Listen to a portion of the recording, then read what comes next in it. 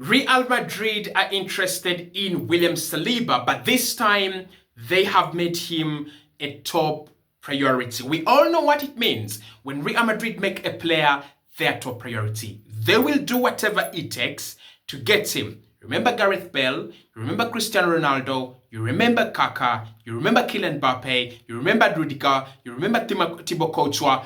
They get it done. Will they get William Saliba? I'm going to be diving into that story. It's a wild one, but I can confirm that it is genuine. Real Madrid are willing to pay top dollar for William Saliba, and Arsenal, I don't know. We do not have Arsenal's position on this one. Are they willing to sell? How much do they want? I mean, I've seen a few, outlets saying that it would take an astronomical figure, above 80 million, to sell, William Saliba. But we know that Madrid have signed a player for more than 70 million and for more than 80 million before. So that is not their problem. Hit the like button, subscribe to the channel as well.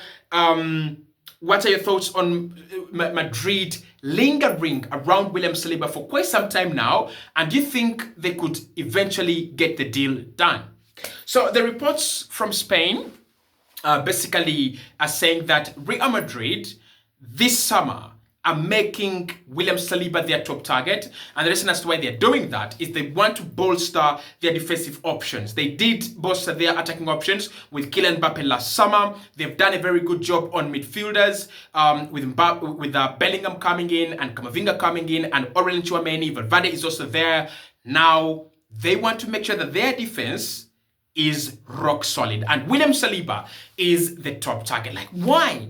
That's the first question I'm going to ask myself as an Arsenal fan. Why? Why don't you go for Bastoni at Inter Milan? Just pay 70 million, 80 million. Inter will give you Bastoni. I can tell you Madrid, he's just as good, if not better. Oh, if you don't want that guy, I could take you to Brighton. Brighton have a good young player. I don't know.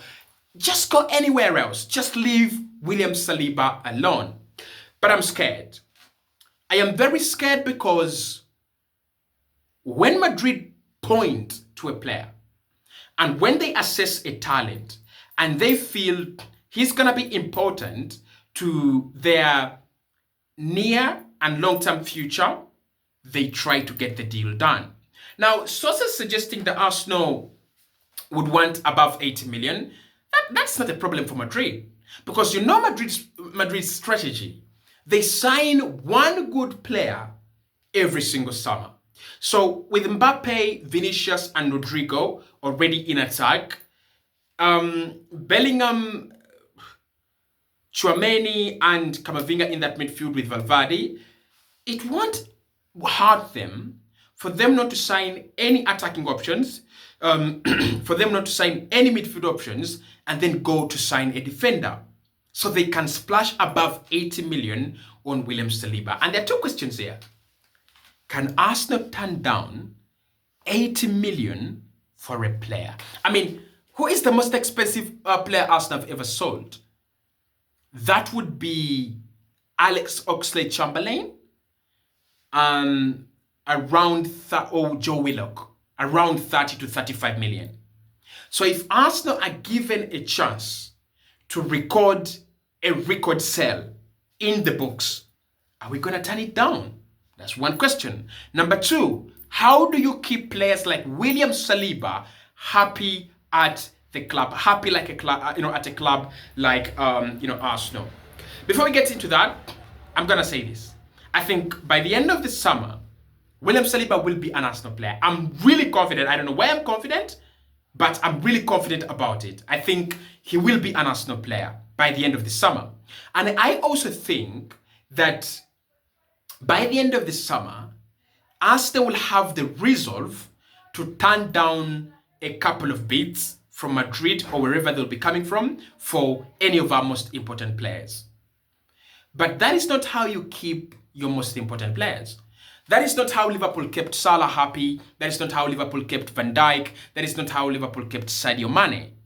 The way you keep these players happy and satisfied is by one, improving your project with better players each and every single summer so that they can see the level of ambition rising every single day, and they can identify with a new, ambitious project.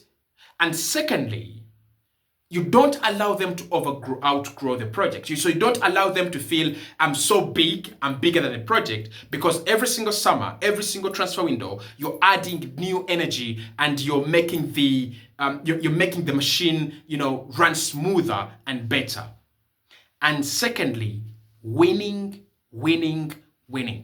If Liverpool had not won the Champions League, if Liverpool had not won the Premier League, if Liverpool had not won, all these trophies, the Carabao Cups and the FA Cups, it would have been easy for clubs to come and start picking players from that project. You remember the team that had not won but had a lot of quality. Sterling was poached away, Coutinho was poached away, Suarez was poached away. I could go on. So what that means is, if you can't win and if you can't build a mega projects are going to come and start picking players from your project. I mean, as an Arsenal fan, unless you were born yesterday, you know this very well. We had built a team that was beautiful, and we thought this team could challenge. But because we were just thriving for top four, not Champions League or Premier League titles, Adebayo was taken, Van Persie was taken, Nasri was taken, Fabregas was taken, Saliba was taken. I could go on. The likes of Alexander Song-Bilong. So for me, Arsenal, this is now a big question. Fabregas, and I want to do the story. I hope it comes out today or tomorrow. Just Fabregas was asked about the real reasons why he left Arsenal, right? Fabregas, by the time he left Arsenal, was as important, if not more important, than William Saliba at Arsenal right now. He was asked, what happened? You loved the club. Same thing, I loved you like a son. What happened? And he said, we worked our asses off. We worked so hard for this team, for the project. You don't sleep, you pick up injuries, you play with injuries. But you couldn't see the ambition. You couldn't see where the project was going. You couldn't see it. And therefore we had to leave. We had to part ways with the club. We had to go. And then you realize, wait a minute, if these guys left for this reason, right? And that's where it's scary. If these guys left for this reason, what about Saliba? What about Gabriel? What about Saka? What about Odegaard, right?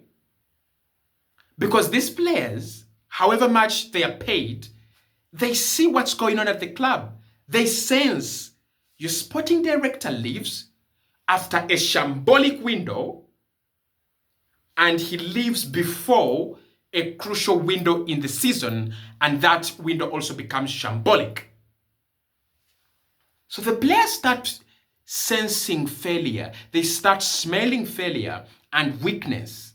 And what happens next? They're like, we are leaving. And they're like, no, wait, guys. No. They're like, no, we are leaving. Because the project is not going anywhere else. So Fabregas said, we looked at Arsenal. They're not signing more players. They're not bringing in better players like Manchester United. So which means we can't compete with Manchester United. And then the players that are becoming good, I form a partnership with Sami Nasri. Sami Nasri goes. We form a partnership with Song-Bilong. Song-Bilong goes. So it means, right, you're not becoming better by signing, and then you're not becoming better by keeping your best talents. And he said it was a waste of time to stay at Arsenal. William Saliba and all the top talents at Arsenal, they see this crap that's going on. They see it. They're there and they're like, what?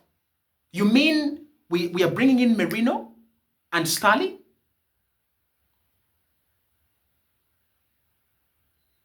Let's wait for January. And then January comes and they're like, what? We're not signing anyone? Is this project, going to compete. Because, you know, football is a social sport, unfortunately. If it was like tennis, you know, you just point at one guy and you're like, Novak Djokovic is the best. So if I beat Novak Djokovic, I have, you know, I win. But football is different. Clubs have the ability to change an entire 11 and become better. Man City spent a whopping 200 million in January. For God's sake, Arsenal signed no one. So this summer is going to be very crucial for Arsenal, especially if we want to keep our best talents. Why? Because it's going to be the second summer, right? It's going to be the summer that precedes two catastrophic windows. The January one, which was like, we can't see any players that can improve the club. And the summer one, where Arsenal board and whoever was doing transfers tried to lie to us. These are the players that are going to improve the squad. They are not good enough. They will improve the squad, and they have not improved the squad. So if we want to keep our best players, like Saliba and all that, go and get players that are better than them, or players that are at the same level than them. Like if Saliba wants to play with Florian Wirtz, go and get Wirtz. If Saliba wants to play with Victor Gyökeres, go and get Gyökeres. Because if Saliba sees Gyökeres, he's like, boom, we're going to be cooking. This guy scores goals.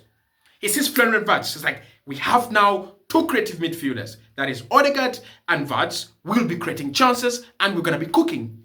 Then he sees Zubimendi. And it's like, boom, Partey and Zubimendi in the six, problem solved, right? If such patterns continue, we will win, right? But if we don't win and the team is not improving, I doubt we shall keep our best players. But William Saliba, top target for Madrid. Let's discuss that in the comment section below.